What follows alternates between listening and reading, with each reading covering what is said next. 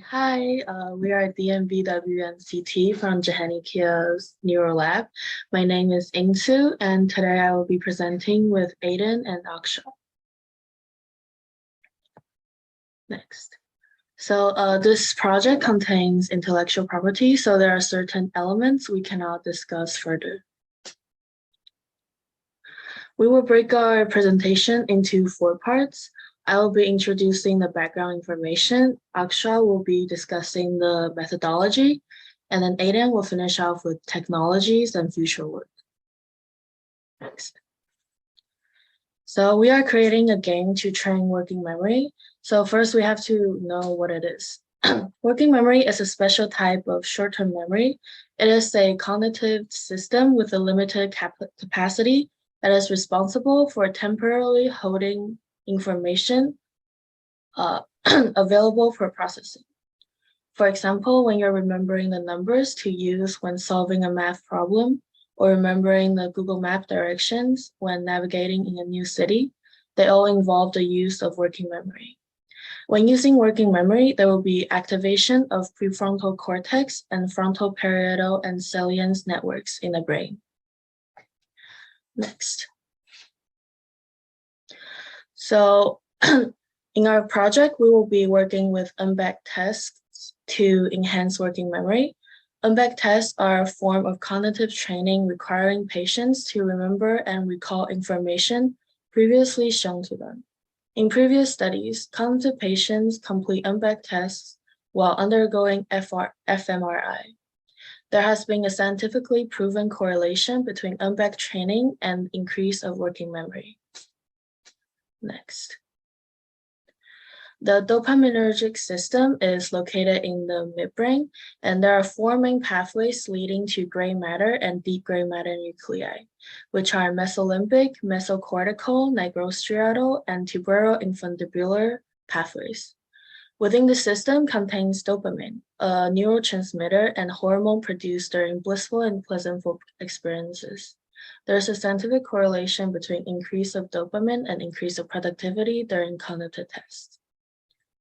Next. Right. So my name is Aksha, and I'll be going over the methodology.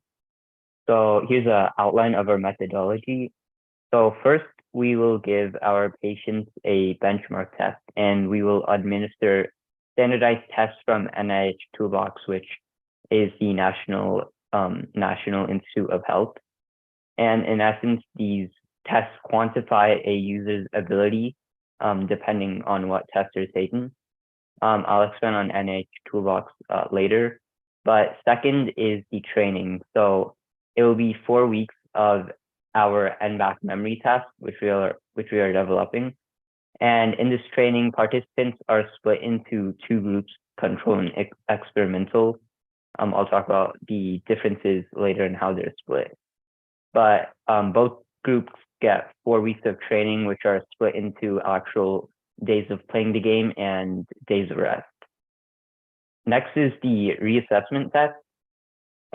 So after playing the game for some time, participants will take the same standardized test they took from the NIH Toolbox again. And this is, and then they'll play the game some more and then take the same test. And this process will happen a few more times until they reach the end of the 4 weeks. And at the end of the study is a questionnaire for both parties, and it basically asks the participants for their view of the game.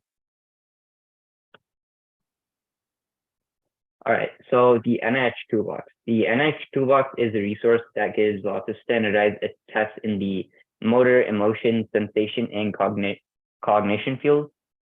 We will be using the cognitive part of the NIH Toolbox, and some standardized tests we might be using are attention and executive function, working memory, and immediate recall. And on the chart here, you might see that the cognitive function tests are split into fluid cognition and crystallized cognition. And the difference between this is that fluid is more like short-term memory, like as Kenneth mentioned before, solving a math problem, and the ability to process new information, while crystallized is memory that you have accumulated through years. All right. So for our NBAC training, we will gather 32 participants who will split evenly between the control and experimental groups 16 and 16.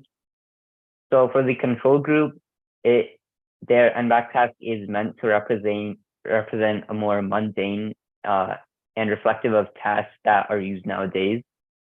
And they only get to choose one genre of shapes, and the genre is like the theme of the images shown on the screen when playing the game. The experimental group, however, will get a more gamified version of the NBAC task. They will get to choose up to 3 different genres, not only shapes. So now some information about the game. In terms of accessibility, we have different color options for people with color blindness that will enhance color contrast. As for the procedure, as I mentioned before, the study will be 4 weeks.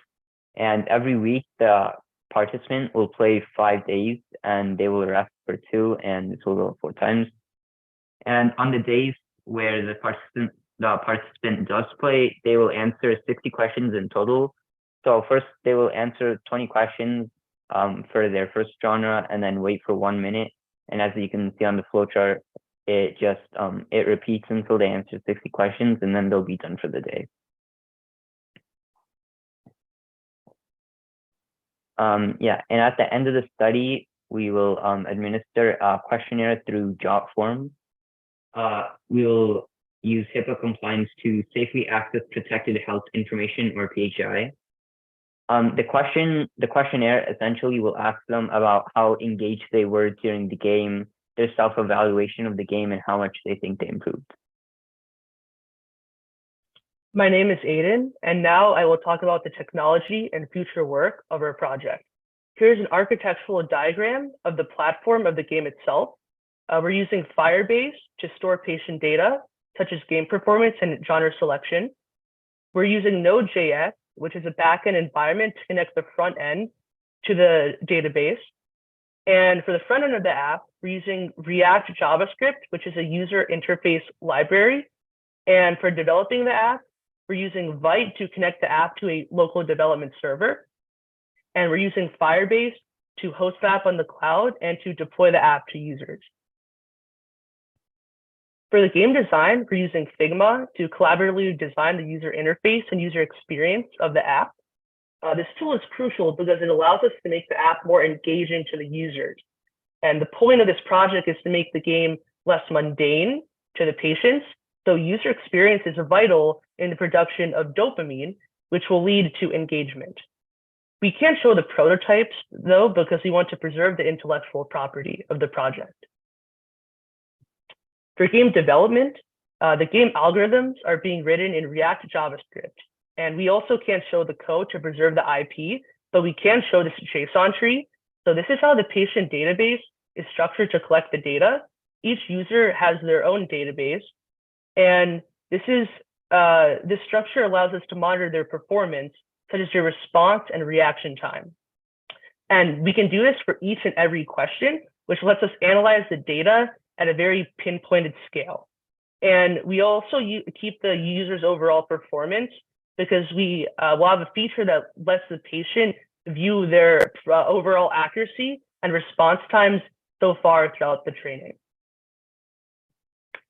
So we did a pilot study of our current prototype of the game, where the 5 members of our group each played the game once for 3 days consecutively. And to simulate HIPAA, each person had an anonymous user ID, and we didn't know who was who. And we analyzed the data from the patient database and found that while each person had the same reaction time, we noticed that throughout all 60 questions of each session, the user's reaction time either decreased or remained constant.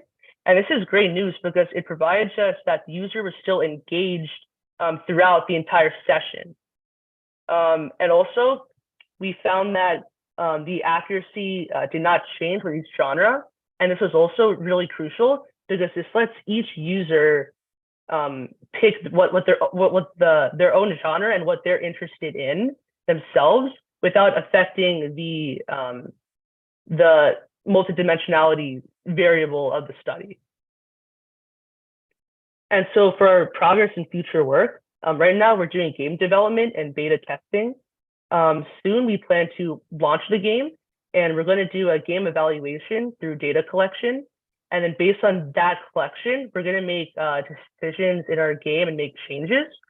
And then we hope to do a scientific publication of our project. And in the future, we might publicly give the game out, either through open source, like on a website, or through an app on an operating system. We would like to thank ASDRP for giving us this opportunity and our great research, and Sahar Jahankia for helping us lead this research in the correct path. Thank you for listening. Bravo, well done. I wish they could walk you through the demo of the game, but hopefully soon. Just give us some time, right? It's a very exciting game. And the fact that it will improve your working memory by increasing your dopamine, that's pretty cool, right? I'm so proud of you guys.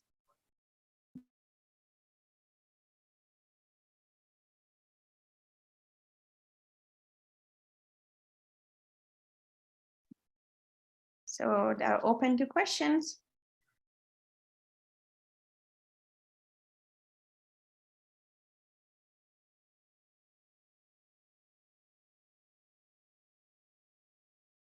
Okay, there is no question, looks like.